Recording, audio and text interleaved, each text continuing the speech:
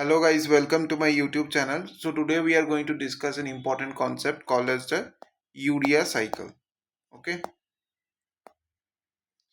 So as you can figure out from the name, we are going to discuss the formation of urea. Okay. So how the urea will formed. So urea is mainly formed from two important compounds. One is the ammonium ions, okay, and another is the bicarbonate. So these are the starting compounds for the formation of urea. Okay, so carbon dioxide in the form of bicarbonate comes and ammonium ions come. So these two compounds are the starting compounds for the formation of urea. Okay, so now what we will see.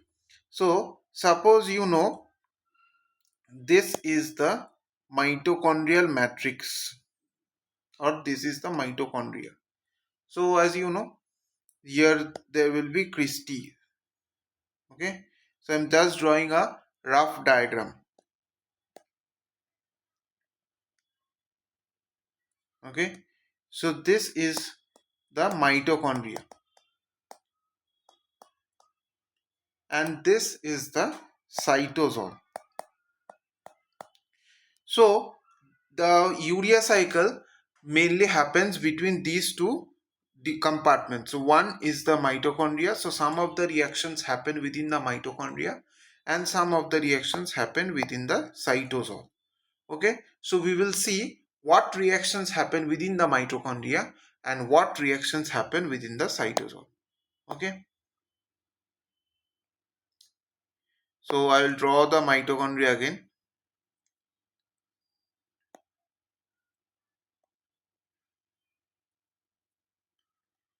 So suppose this is your mitochondria.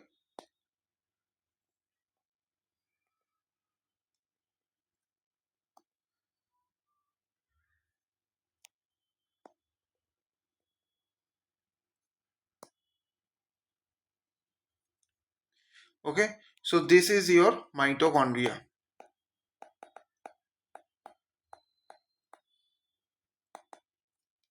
Now you have to see what all reactions are happening within the mitochondria. So mainly what happens, you have glutamine.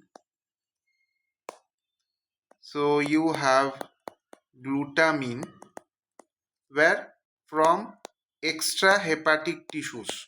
Okay, so extrahepatic tissues you have glutamine. Okay, or you might have glutamate also. You might have glutamate as well.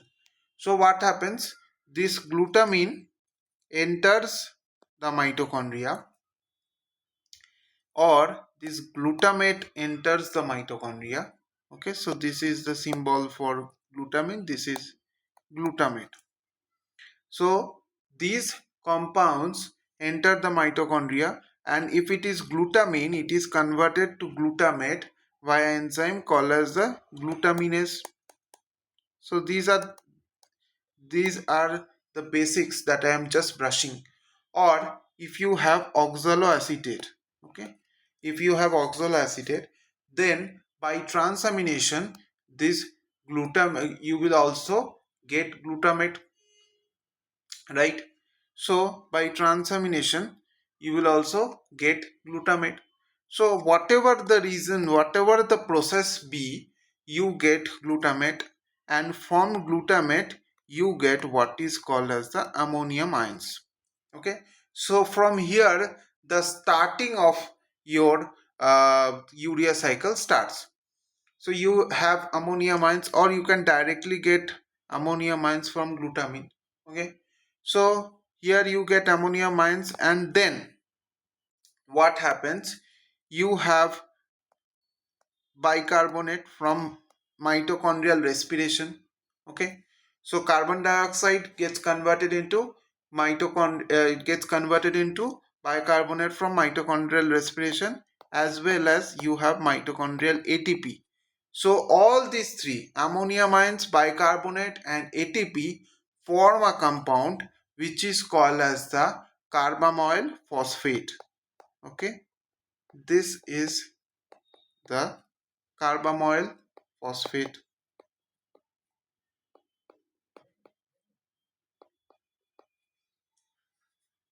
So this is called carbamyl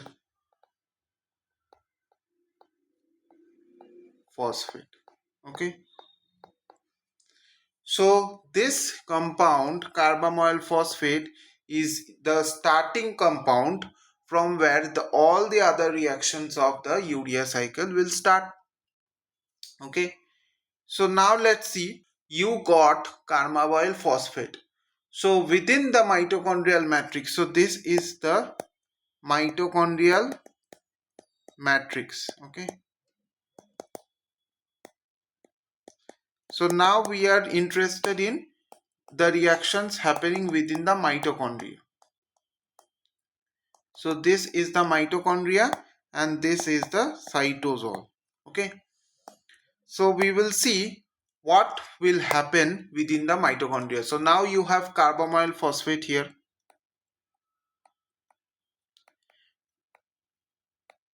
Okay, so this is your carbamyl phosphate. So you have carbamyl, so this is your carbamyl phosphate.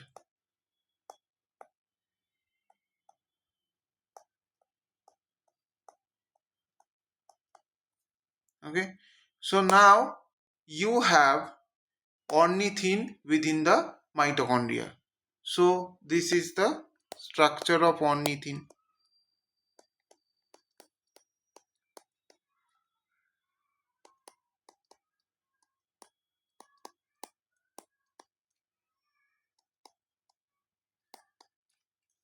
Okay, so this is ornithine, and with the help of this carbamyl phosphate, so this is your first reaction that is happening. This ornithine gets converted to citrulline.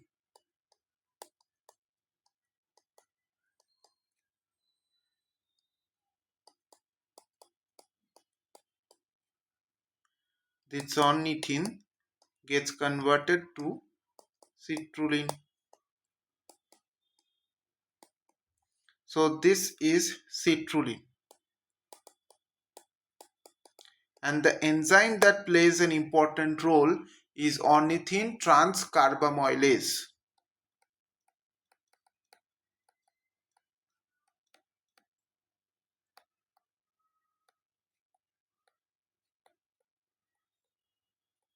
Okay, so one reaction is done.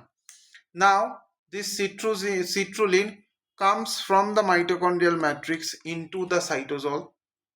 Okay, in the cytosol you have this citrulline, and this citrulline gets converted to argininosuccinate.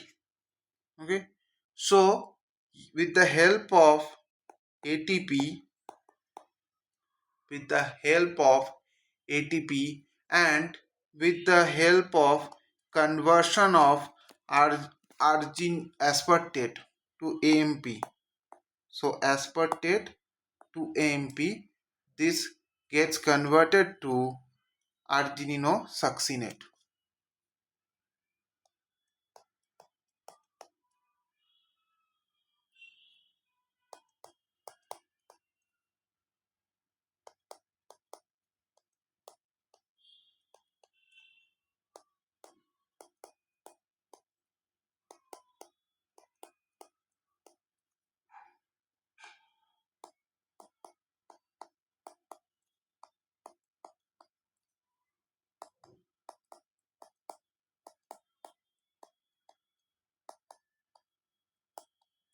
Okay, so this is your argininosuccinate.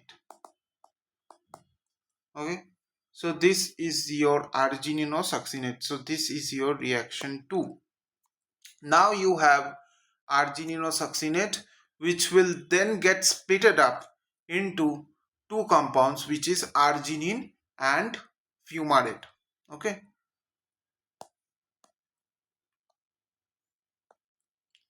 so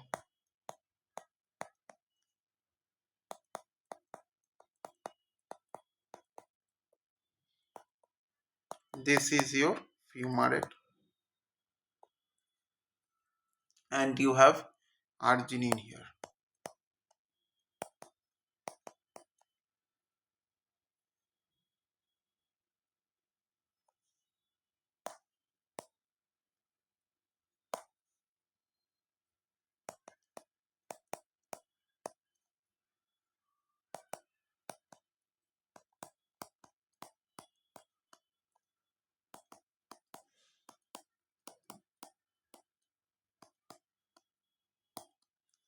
So this is your arginine, and the enzyme catalyzing the previous step. So the enzyme that is catalyzing this step is called argininosuccinate synthetase. Okay, argininosuccinate synthetase, and the enzyme which is catalyzing this step is called argininosuccinase.